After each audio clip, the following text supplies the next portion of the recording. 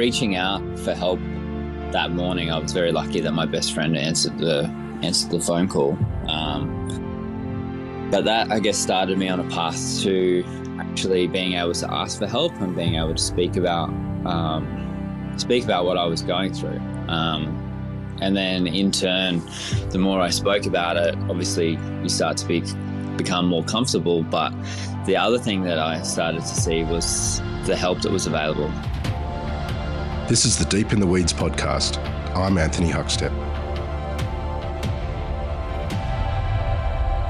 Throughout the last year and a half, there have been many episodes of Deep in the Weeds openly discussing the issues with mental health in the hospitality sector and, at least traditionally, its unwillingness to acknowledge them. And although in recent years the paradigm has shifted, this recent upheaval in our lives has brought it to the fore. There are some that have been at the forefront of change to deliver support, remove the stigma of mental health, and provide a place for people to share their issues. Meiers is the founder of Food for Thought fundraising initiative and creator of Food Plus Wine pop-up. Mal, how you going? I'm good, thanks, mate. How are you? I'm good. You've worked in some pretty incredible restaurants over your career so far, but you've done a full circle already and you're back sort of in the area you grew up. Yeah, I mean, I've been pretty fortunate to learn my craft at quite a number of great cities and number of great restaurants. But yeah, it's definitely time to finally come home and see what Brisbane's doing. On that journey, you had all sorts of issues and created initiatives for change, which I'd love to dive into at some stage. But where did your interest in food begin? It was really just out of luck. I sort of fell into it. I was, I wanted to finish high school, and Dad thought it would be good to have a vet in the family because he was training greyhounds all throughout my childhood. Good business decision. But that sort of went by the wayside when I passed out a couple of times in the operating theatre and then realised probably it for me. And then, I guess I at a loss. I moved to Sydney for a girl, as you do out of high school. I fell deep in love and then upended it. And I fell into hotel. I went to hotel school and then just fell into cooking. A chef approached me out front of Fraser and Hughes one morning when I was waiting to buy my textbook, and I needed a job and started as a kitchen hand and just really fell in love with it from there. Those early days, what were the real key moments in restaurants that sort of helped that appetite for working in the industry? I mean, I guess like growing up in Queensland and stuff, it was like we were pretty like a really working class family. So, it wasn't very much it was, meat and 3 veg, that sort of thing. So like that humble introduction to food really created a hunger and a passion for knowledge and learning about all these things. And I guess the pivotal thing was when I was working with Frankie and he taught me how to make gnocchi for the first time. And it was just to see someone do something like that with a potato, and I'd never eaten gnocchi before. Like, I think, a fancy meal for me growing up was, when Mum would bake bolognese and penne in the oven, probably crack a barrel on top. But my mind was a little bit blown when this guy was making bolognese and cooking it for 12 hours and then making these potato things with flour and potato that I'd never really seen. You ended up in the kitchens of Cruz and Pendolino before moving to Melbourne to work at Bistro Guillaume. What was that period of time like? I guess it was probably me being a little bit of a rat bag. So I was Well, I was a young kid that was away from home, sort of left to my own devices, trying to figure out the world, and then throw in the melting pot of being a chef and, work hard, play hard. I think I definitely burnt the candle at both ends for a long period of time. While I often say that I really threw myself into cooking just because it was something that I was good at, and I just had to be the best that I could be, because that was my way of, changing the mold and making something of myself. So I think I probably, in hindsight, went a little bit too hard in doing that, and the repercussions of being away from home without your support network. If you have a bad day, those bad days when you've got all your eggs in one basket they're pretty terrible. That leads to going out for a beer with the boys, which often would lead to 3:00 in the morning, and then that didn't make for a great day the next day. In hindsight now, it just compounded. So those are, pretty influential, but I was definitely finding my way. You ended up working at Church Street and Ateca before moving to London, and there was big changes in your life in the UK. What was it like over there compared to the kitchens of Australia? Well, I probably sillily thought that I had a good grasp on things. I was able to move through the kitchens quite quickly here and pick up things. And then, I got over there, and it was just a different world. The biggest thing was probably the amount that you work over there. The hours are pretty big compared to what I'd done before, for a solid day. And then just the hierarchy of things, it was a lot more like a military style operation. There was definitely no opportunity for conversation with things. It was sort of just do what I say and get on with it. But I attribute those 6 months in London, it's probably the toughest 6 months of my life, but probably that have given my career and my abilities probably the most. But they also took away a little bit of that passion and made me sort of start resenting cooking, which is why I only did 6 months in London, and then went traveling.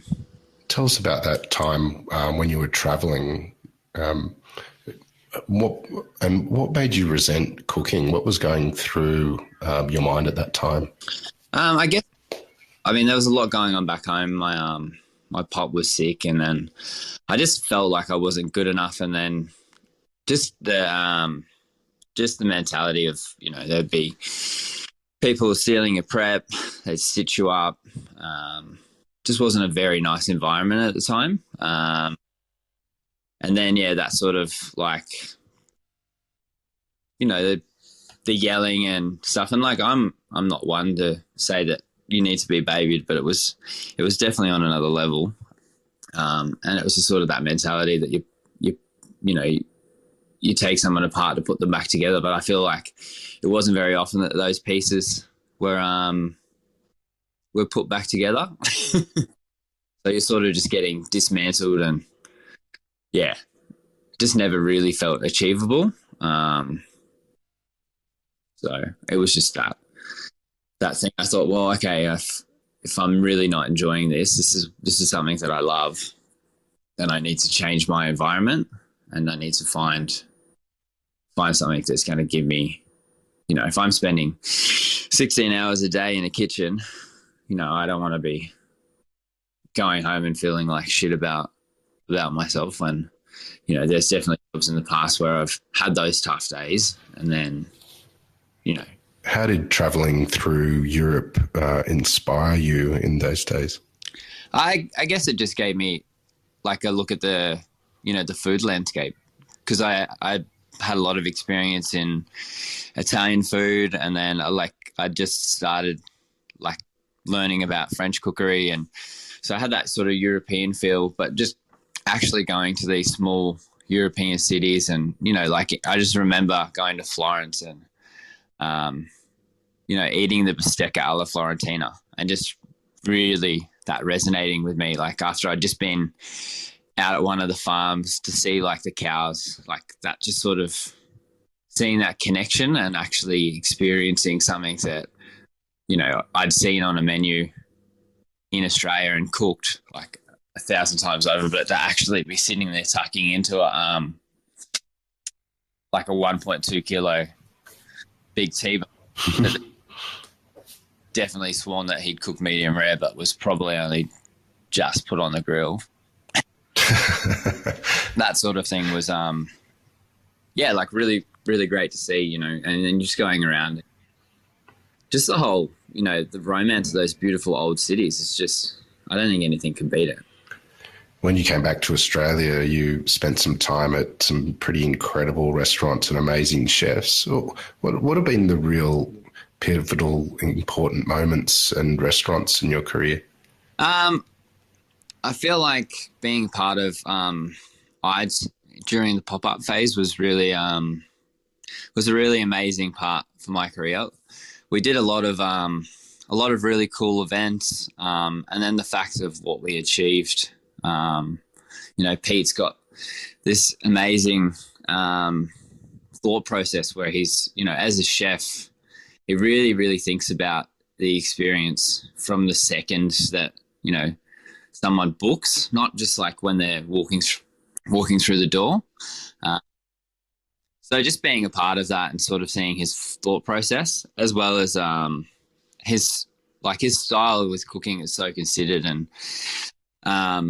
like a lot of layering of flavor. So you sort of have this thing on the plate. It looks quite simple, but if you actually think back to the way he started it and thought about it, and the different layers, textures, and how considered it is, it really blew my mind to see that. Yeah. My time with him, and then the other one would probably be Peter Gilmore. So yeah, two PGs. Pete's amazing. Like just his whole philosophy, and like the amount of work that he's put into reviving all these varieties of things. Just that way, we're all benefiting now. But just the fact that he had the foresight to try and do that, so he, had these things to play with it at his disposal. And then just the whole natural approach, like nothing really ever seems forced. It is, yeah. I could probably, I've definitely been back to the kitchens a few times since I finished up, to spend a bit of time just to see, what was different and what's going on, because it's just one of those places that I think you can always gravitate back to, because it's always going to be something there that you can learn. Peter Gunn's IDES started as a pop-up and has become one of Australia's best restaurants. And as you mentioned, you were there in the early days with the pop-up, and you eventually started pop-ups, and it's been a key feature of your career since then.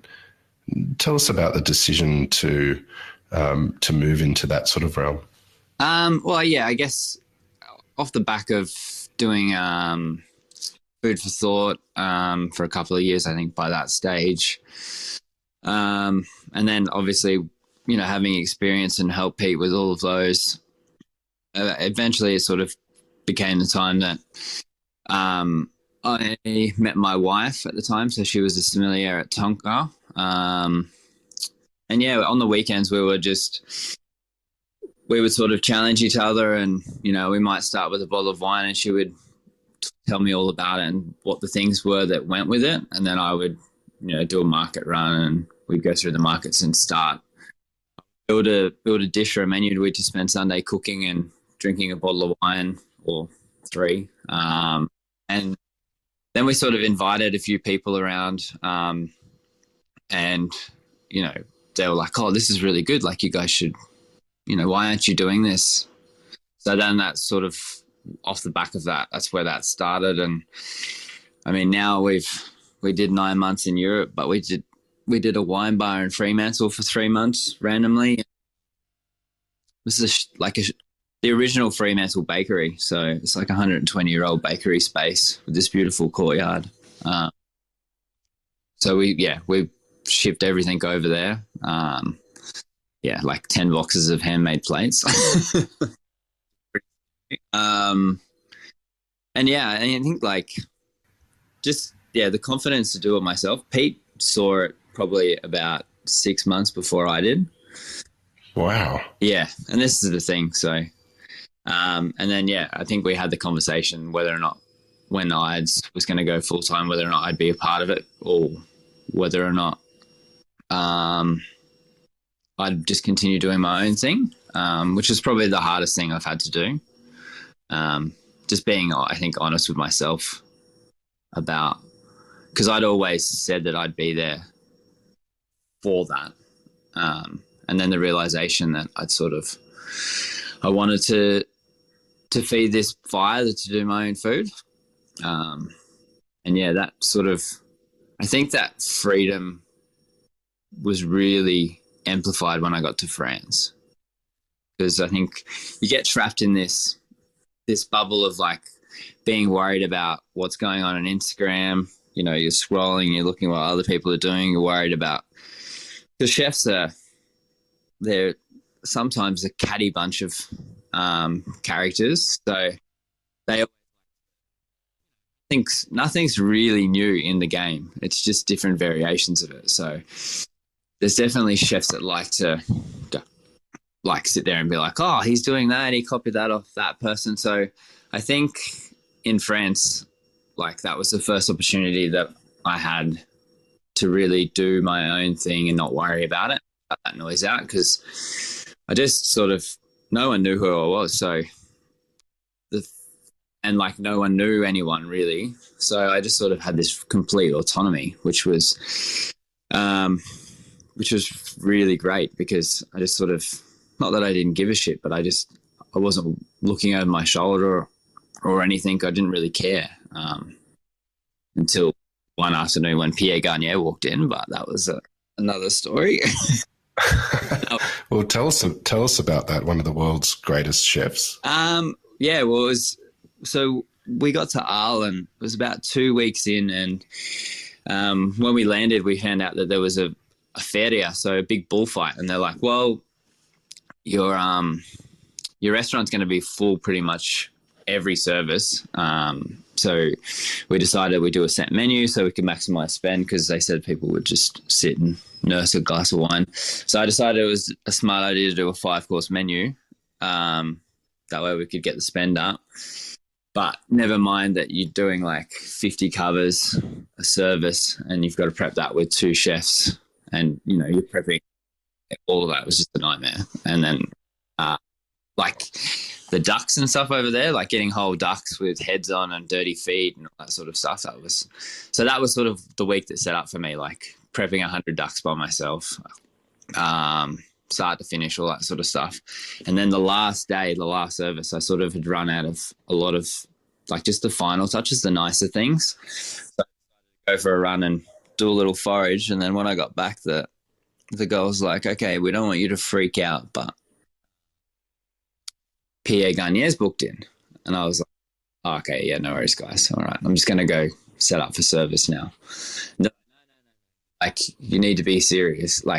We're being serious. And I was just like, what do you mean Pierre Garnier's booked in? Are you kidding me? I was like, why didn't someone tell me? And they're like, well, you were running. Did you think that we could get a hold of you? I was like, oh, God. So here I am freaking out that this guy's coming in. So I've knocked up this dish that I was testing, and then I go to serve it to him, and then his wife was vegetarian. So it was this open duck ravioli.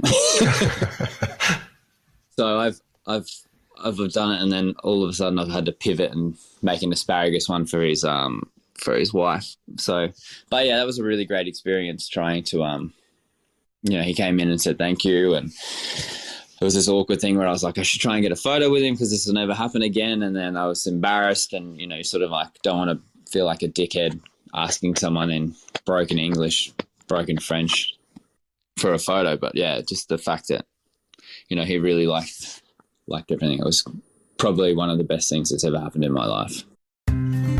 This episode is proudly supported by Montague Plums, handpicked for you. So the eating experience of our plums is sweet. That's a primary driver. It's got to be sweet, but it's also got to have enough acid, because the mix of acid and sugar is what gives fruit its flavour. And in a plum, it tends to be slightly higher acidity.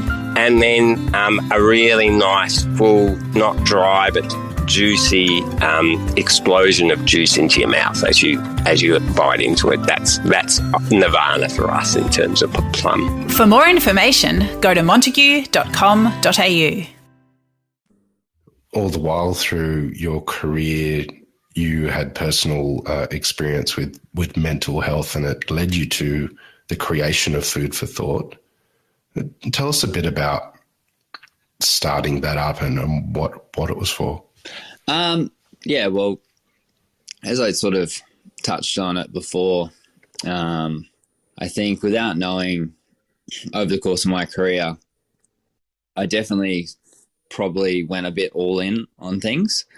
And then over time, that sort of, I guess that grinds away your resilience a little bit. But yeah, Food for Thought was just sort of, I hit probably a really bad point at, it's happened a couple of times, I guess.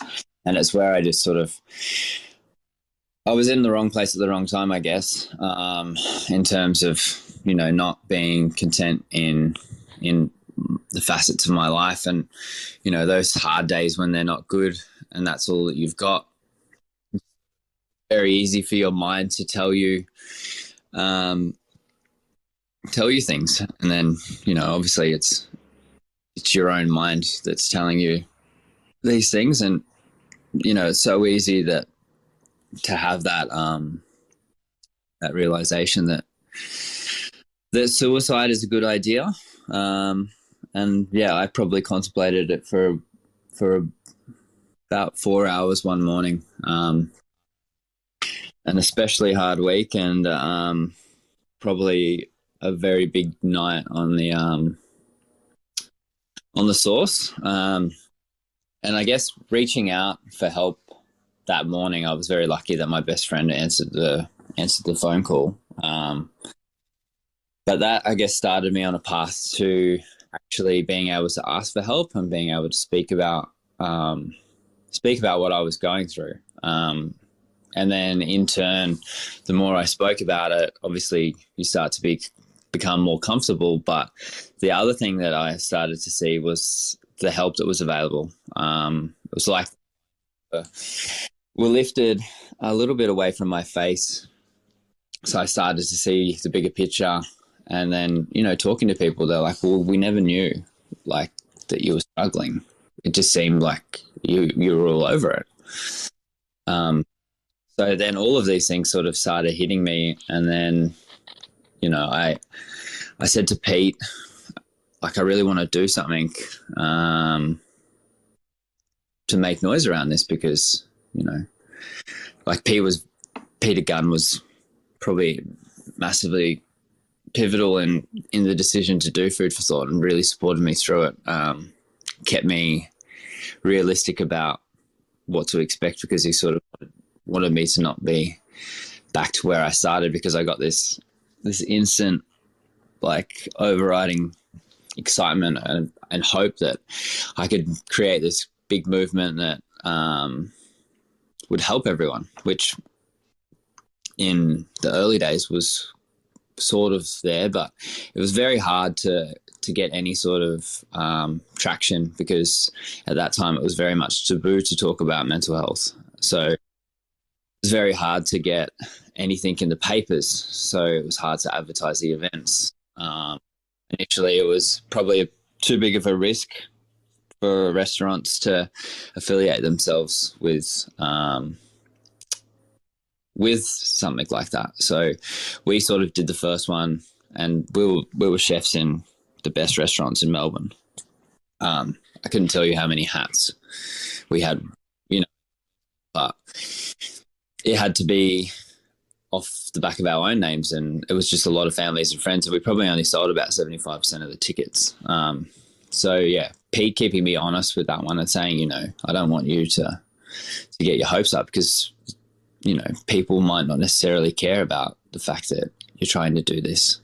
And I think probably saved me from going down into depression again, because that first one I only got through it with a glass of full Prosecco pretty much the whole time, because it was still very fresh for me. And I can speak about it quite plainly now, but that first one was really, really difficult. But then it built. We only really had maybe one major publication write about it in the first 3 years.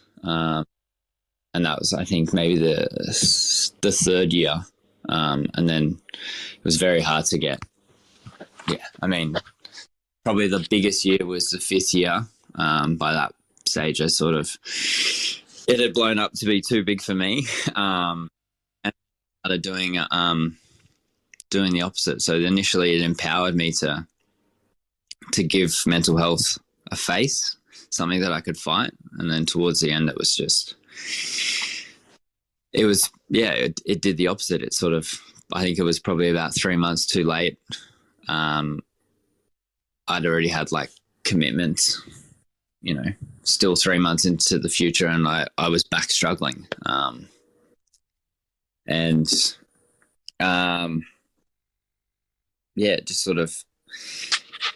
unfortunately, it was right at the time where it was getting a lot of press. But off the back of that, there's a lot of people in the mental health space now that are doing things. So I guess it's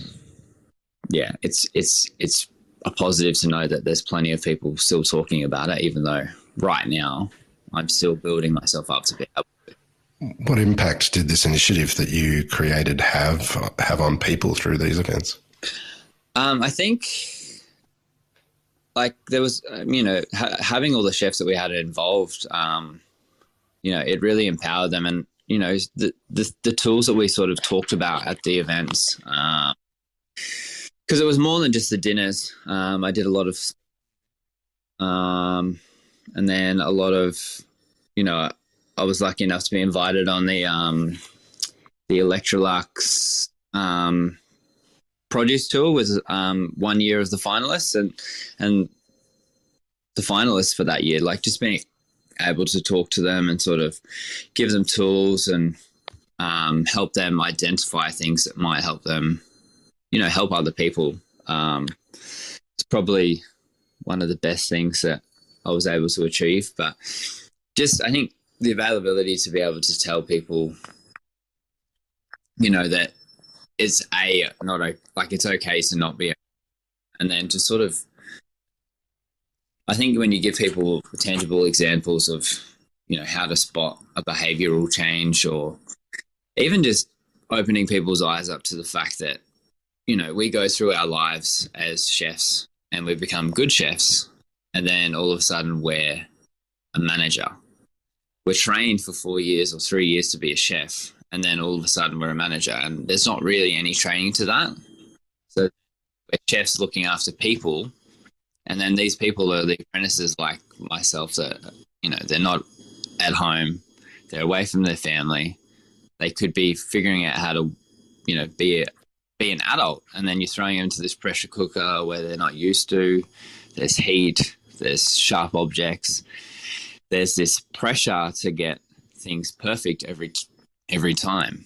And I hope that in this day and age, there's not like the military style kitchens and the yelling, but it is a hot place and people do get angry on the odd occasion. But, I feel like there's this disconnect, and it's just being able to tell people, take a step back and, are you explaining yourself properly? Do you remember what it's like to be an apprentice? I think because a lot of people forget. What's some of the things you identified through your own experience that helped you create the tools to share with people? I think it's just like sharing my story has been the biggest one, like the biggest tool that I've been able to share with everyone. I mean, I did a bit of training with Are You OK about like their steps on how to have a conversation with someone, and sort of a bit of the backstory about how to, you know, if you see a behavioural change, maybe, you know, someone's appearance, or like they look like they've had a few rough nights, or maybe they're heavily distracted at work and they're cutting themselves or they're burning themselves. Maybe there's something more to that, and then that might be a point at which you just check in with them. But I guess the biggest thing is probably, you know, you need to have a pre-existing relationship, especially with your staff, to be able to have the ability to have a conversation. So I think one thing that I really pride myself on is when I position, and it doesn't even have to be, I don't even have to be a head chef, but if I'm in sort of like a senior role, or just if I'm a senior person in a kitchen, I'll really make an effort to make sure that I will say hello to everyone, you know, while looking them in the eye, ask them how they are. If they're coming back from a weekend, ask them how their weekend was. At Benelong, I used to make everyone coffees every morning and go around, and that's, you know, 20 coffees.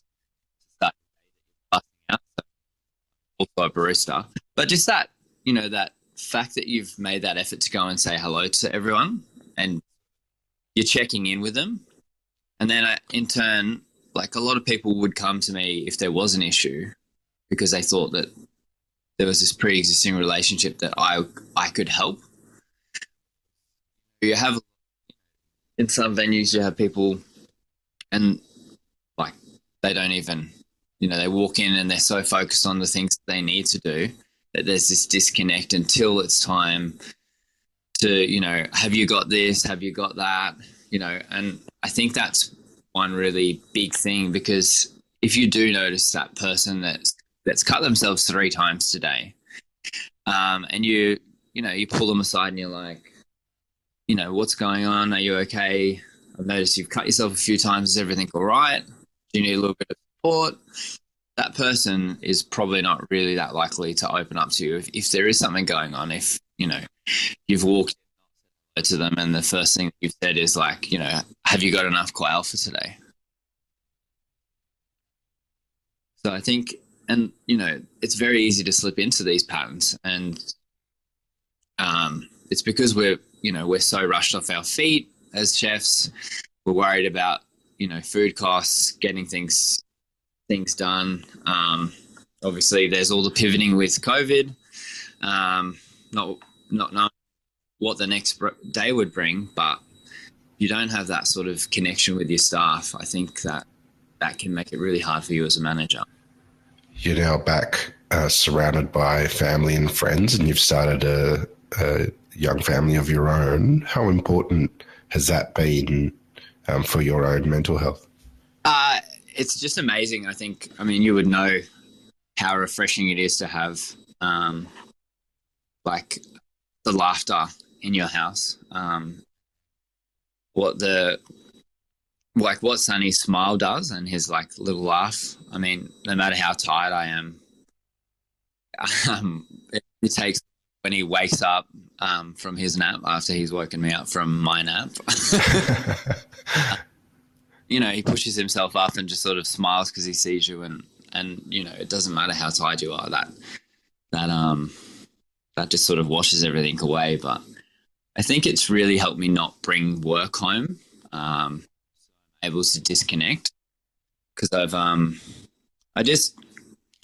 I get home and I try and do these things, but then I just sort of, I feel like I'm robbing him of time. So I guess it means I'm forcing myself to find that balance, and I'm not really wanting to take any time away from him and from my wife as well, because I mean, it's hard to try and figure out what this baby human is that can't speak to you, that can only screaming or laughter.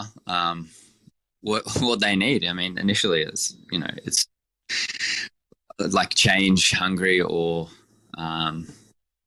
upset, and you've got to go through the motions to figure out which one it is. So I think just trying to be supportive of that, like, and sometimes it's hard, but it's not that hard in the scheme of things. I know you're involved in quite a few things at the moment, but what's on the card? What are you building towards at the moment with your career? I've sort of, I guess I'm going away from cooking a little bit. Well, I am and I'm not. It's a bit of a weird one. I guess, like, I'm sort of changing my idea of what I look like as a chef, or as a hospitality professional. That's probably a better blanket statement. So yeah, I'm back baking now. So that's sort of been a little bit of a shift in the last couple of weeks to working overnight, which is it's a lot of a different stress to like a service stress. Dealing with 400 or 500 kilos of sourdough a night is pretty physical, but I also don't have to deal with the risk of burning or cutting myself. Sharpest knife I've got is a bench knife that I portion the dough with. So that's been really, really good to be sort of back baking and trying to learn skills, that are different from cooking in a commercial bakery sense, like an artisan bakery sense. But then last Sunday we did our first pop-up event. So we had the Food Plus Wine pop-up for years. And I mean, that was quite a lot of work. And I've realized that sort of I don't have the availability to work that hard anymore. So me and Kate have teamed up with Tabitha.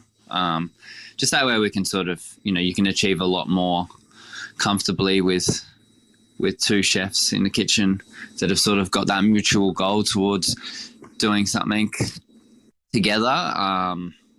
So we've launched Any Given Sunday under the so we've done like one event now, and we also did like a bake over for Lifeline a couple of weeks ago and raised I think like $3,500-4,000. So that was a lot of bread, and we did some butter chicken sausage rolls and a bee sting and stuff. Just doing different things to sort of keep ourselves interested and also keep people interested in what we're doing. So we'll look at, like a hospo night down the track and that sort of thing. Well, it sounds amazing, Mal, and what you've achieved for everyone else in the industry is inspiring. Hats off to you for that. We've loved having you on Deep in the Weeds today to share your story, and look forward to seeing more of your pop-ups all around the country. Please keep in touch, and we'll catch up again soon. Will do, mate. Thank you. This is the Deep in the Weeds podcast. I'm Anthony Huckstep. Stay tuned as we share the stories of Australia's hospo community, suppliers and producers in search of hope during this pandemic. Special thanks to executive producer Rob Locke for making this all happen. Follow us on Instagram at Deep in the Weeds Podcast, or email us at podcast@deepintheweeds.com.au. Stay safe and be well.